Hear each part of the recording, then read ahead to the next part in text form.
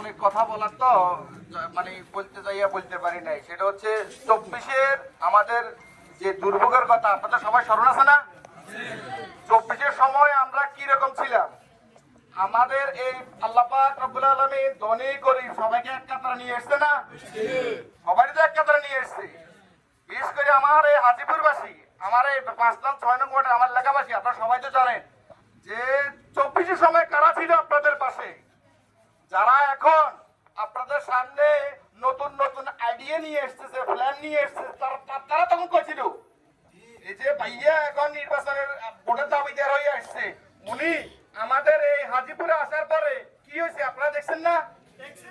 কি হয়েছে? সারাটা দিন আমাদের এই হাজিপুরের মানুষ, তখন একটা জায়গাতে বসার কোনো জায়গা ছিল না, ছিল কোমর পরিমাণ পানি ছিল। সারাটা দিন সকাল 10টা থেকে বিকাল 4:30 পর্যন্ত সবাইকে কি এই স্কুলের সামনে দাঁড় করে রেখেছে না?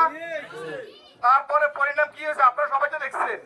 হাজিপুরে কে কি করছে বন্যার সময় আপনারা সবাই তো দেখছেন।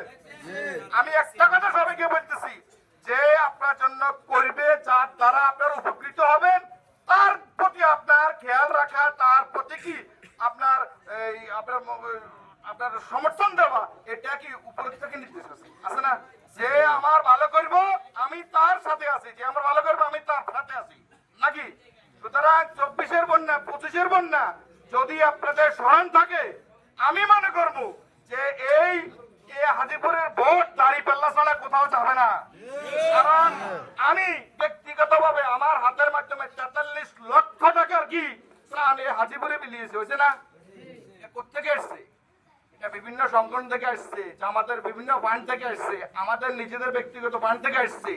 তো ভাইয়ারা আপনারা তখন কইছিলেন, তখন তো আপনারা আপনাদেরকে আমরা দেখি নাই। এখন ভোটের দাবিদার নিয়ে এসেছেন, লজ্জা লাগে না আপনাদের? এই হাজিপুরের মানুষ যখন কষ্ট করতেছে তখন আপনারা তাদের পাশে আসে দাঁড়াইতে পারেন নাই, কিন্তু এখন আপনারা ভোটের দাবিদার কত রকমের কত ইচ্ছা শুনাইতেছেন।